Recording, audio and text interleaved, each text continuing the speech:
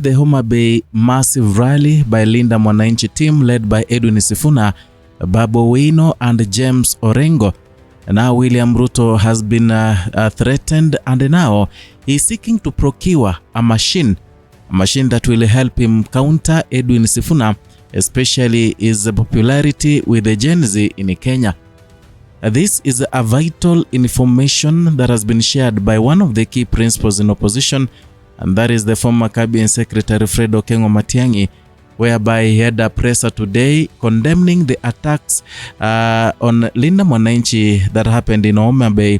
And this is the point where he pointed out at the government of Kenya, saying that he understands that the kind of machines that have been hired, or rather have been bought, so that they can prevent the opposition figures from disseminating information to other people in the country, especially during rallies. And something he says that it is retrogressive and against the constitution, because they are preventing the freedom of speech and also the freedom to information. I want you to listen to what Fred Matiang'i said today in the morning, and then afterwards I'll come so that I can dissect more and give you full updates of what is happening in Kenya right now. Roll the tape. The government has decided to now begin, in addition to terrorizing opposition leaders. If you did not know, and some of my staffers are here, they will tell you, they have begun a new wave of digital terrorism against the opposition. They have acquired resources from some criminal groups in the nation country, and they are accessing social media accounts of opposition leaders. These days, we get trailed, and my staffers can bear me out. We get trailed by vehicles, I believe they belong to the state, with jammers. We stop to address rallies, our Wi-Fi is interfered with, you cannot communicate.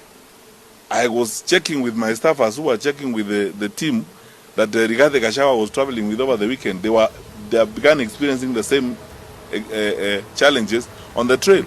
And these are jammers. I believe this is the work of the state. Who has the capacity to do that? You have seen unprecedented investment in propaganda, fake news, and so on. Now, ladies and gentlemen, that is Fred Matiang'i, the man of fewer words but actions. But today he has said something that I've been thinking, and I said, but it's or rather it's wise to bring it here so that we can share, me and you. So if you have an opinion regarding it, kindly write it in the comment section. I'll be going through each and every opinion, each and every comment, so that we can make another video, perhaps to help those who don't understand what is happening in Kenya. Now, Fred Matiang'i is claiming that President William Ruto has acquired illegal machines called jammers. The jammers, these are machines when you come across to people, the network inapotea, kama ni stream ilikuwa inafanyika inapotea, internet inakatika, and then with these jammers they are able to access the pages of these respective opposition key figures. So it is something that I'm very sure it is not aiming at Rigathi Gachagua, it is not aiming at Fred Matiang'i, it is not aiming at Kalonzo Musyoka, but it's aiming at Edwin Sifuna. This is because when you look at the streams of Fred Matiang'i, you'll only find that the people who are watching those streams are either 100, below 100 people. When you look at Kalonzo, the same thing happens. When you look at even Eugene Endangi live, let's talk about Gachagua. Gachagua, there is a time we had people so much. When he was going online, he was live streaming, you could see thousands of people, thousands of people watching.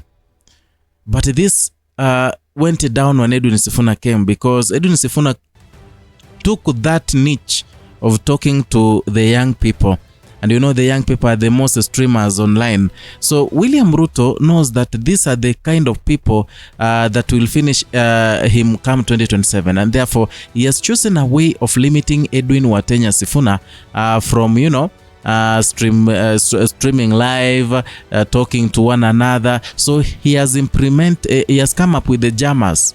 So these jammers, they will be placing them in one of the vehicles, and when someone is going to a convoy, that car will masquerade as one of the cars in the convoy of the, or rather the people in that camp, but the car itakuwa katikati na itakuwa na jama. So when these people will have a stopover trying to talk to the people, you'll find out that there is no internet. Unapata imekuwa jammed, there is no network. Ile machines unajua sometimes the PA system inatumia the wireless mic, so ina jam hiyo signal, so itakuwa ngumu for these people to communicate to these people. At the same time itakuwa ngumu for the people in other parts of the country, the supporters of that kind of opposition leader, so they won't be able to access information through the live stream as it has been. I think what happened, it's because, or rather the reason that forced William Ruto to think in that direction, it is because of the Homa Bay rally. The Homa Bay rally, Edwin Sifuna had more than 13,000 people watching concurrently. And in that short while, he had more than 30,000 comments. That tells you that people were glued watching to Edwin Sifuna. So whatever propaganda Edwin Sifuna was feeding them, whatever truth he was feeding them, those people were consuming that truth. So that is what is giving William Ruto sleepless nights, because if this continues, and we've seen that Edwin Sifuna lately is having rally after the other. This week they are here, next week they are somewhere. So if this continues, at the end of the day, William Ruto will lose greatly. Many people shall have been converted into singing Sisi ni Sifuna. So wameleta hiyo jammers. Hata Matiang'i ameconfirm kwamba sometimes when they go to these rallies, they find that there's some peculiar car following them, trailing them at a distance. Unajua wanampatia distance kidogo. Yeah, the distance that is measured yenye inaweza affect their machines and everything. So he's warning Fredo Kengu Matiang'i is warning William Ruto, telling Ruto that whatever he's doing is not right. That in Kenya there is freedom of speech, there is freedom to information, and therefore he should not be limiting these people to information. He should not be preventing these people from getting information, or the Kenyans from getting information. But we know that is the only way William Ruto can help bring down the fame of Edwin Sifuna. Sifuna amekuwa tishio sana, because even in Homa Bay, it is said that William Ruto was in Kisumu on Thursday last week. Rigathi Gachagua, who is the former deputy president, revealed those deep secrets, saying that William Ruto himself met with the likes of Raymond Omolo in Kisumu last Thursday, and they were conspiring on how to beat up the people in Linda Mwananchi. They were conspiring on how to prevent and disrupt that rally from happening. In fact, they were very sure they've sealed all the loopholes of that rally happening. They were very sure. That is why William Ruto gave them a lot of money to pay off these goons, and also to pay off the people of Homa Bay, and prevent them from going to those rallies. So they were so perturbed when they saw Edwin Sifuna addressing a mammoth of crowd in Indiwa, and it was so shocking to them when they saw that huge crowd in Indiwa. Wakashangaa sana. So that is why they resorted that watu wasijue what is happening. Hata kama wale goons wanaua watu, there is no live streaming, nothing happens. That's what William Ruto wants. Unajua kama sima mna streaming and everything, watu wangejua kwamba kulikuwa na gari lichomeka pale Homa Bay.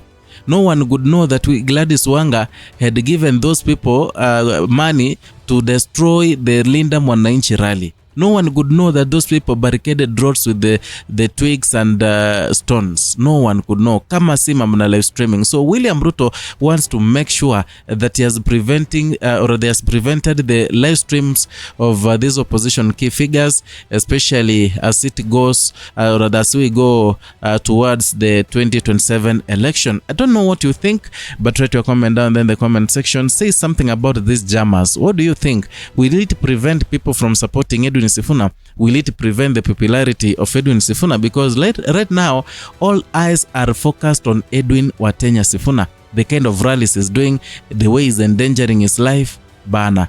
Alafu mtakuja aseme Sifuna akuwe deputy ya mtu. Uongo mbaya. Ladies and gentlemen, if you are new here, consider subscribing, liking and sharing our content, hitting the notification bell so that you can be receiving notifications each and every time we bring you a new content.